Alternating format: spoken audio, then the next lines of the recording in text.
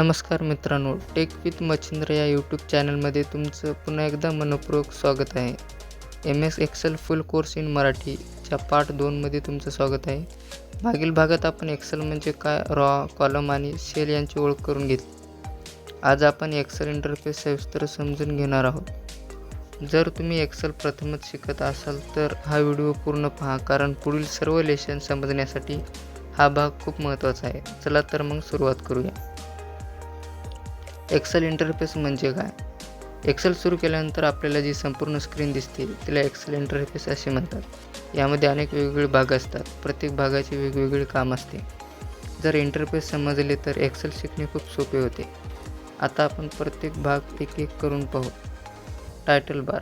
सर्वात वरच्या बाजूला टायटल बार असतो. येथे सध्या उघडलेल्या फाईलचे नाव दिसते. जर नवीन फाईल असेल तर बुक 1 किंवा वर्कबुक असे नाव दिसते. या भागात मिनिमाइज, मॅक्झिमाइज आणि क्लोज ही बटन देखील असतात. टायटल बारच्या डाव्या बाजूला क्विक ॲक्सेस बार टूलबार असतो.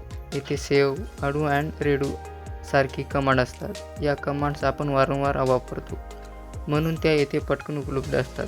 तुम्ही तुमच्या गरजेनुसार या टूलबारमध्ये नवीन कमांड देखील जोडू शकता. आता खाली पाहिल्यास home, insert, page layout, formula, data review आणि व्ह्यू असे अनेक टॅब दिसतात. यांनाच रिबॉम टॅब असे म्हणतात. Home tab. येथे copy, paste, font, alignment, number, formatting आणि एडिटिंगचे पर्याय मिळतात. हा सर्वात जास्त वापरला जाणारा टॅब आहे. Insert tab. Table, chart, picture, shapes आणि प्युअर टेबल इन्सर्ट करण्यासाठी वापरला जातो. Page layout. Page size, margin, orientation आणि प्रिंट सेटिंग्ज येथे बदलता येतात.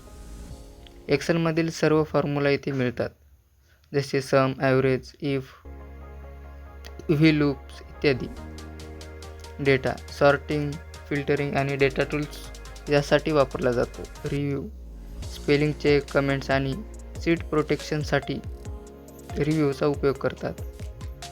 व्ह्यू. झूम, ग्रेनलेस, फ्रीज पॅन्स आणि विंडो सेटिंगसाठी व्ह्यूचा उपयोग केला जातो. रिबॉमच्या डाव्या बाजूला नेम बॉक्स असतो. येथे सध्या निवडलेल्या सेलचे नाव दिसते, उदाहरणार्थ A1, B5 किंवा D10. नेम बॉक्सच्या बाजूला फॉर्म्युला बार असतो. येथे आपण फॉर्म्युला लिहू शकतो. तसेच सेलमधील डेटा देखील येथे दिसतो. उदाहरणार्थ A1 मध्ये 100 लिहिले असेल तर येथे दिसेल, आणि जर फॉर्म्युला असेल तर ते देखील येथे दिसेल. वर्कशीट एरिया पाहूया.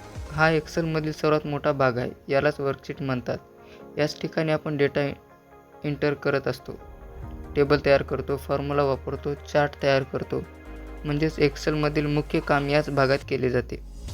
डाव्या बाजूला दिसणारे 1, 2, 3 हे रॉ आहेत. वर दिसणारे ABC हे कॉलम आहेत. रॉ आणि कॉलम जिथे मिळतात तिथे शेल तयार होतो. खाली शीट 1, शीट 2 असे नावे दिसतात. यांनाच शीट टॅब असे म्हणतात. एका वर्कबुकमध्ये अनेक शीट असू शकतात. गरजेनुसार नवीन शीट तयार करता येते. तसेच शीटचे नाव बदलता येते. सर्वात खाली स्टेटस बार आहे. येथे झूम लेवल दिसतो. तसेच निवडलेल्या नंबरची सम, ॲव्हरेज आणि काउंट देखील दिसू शकते.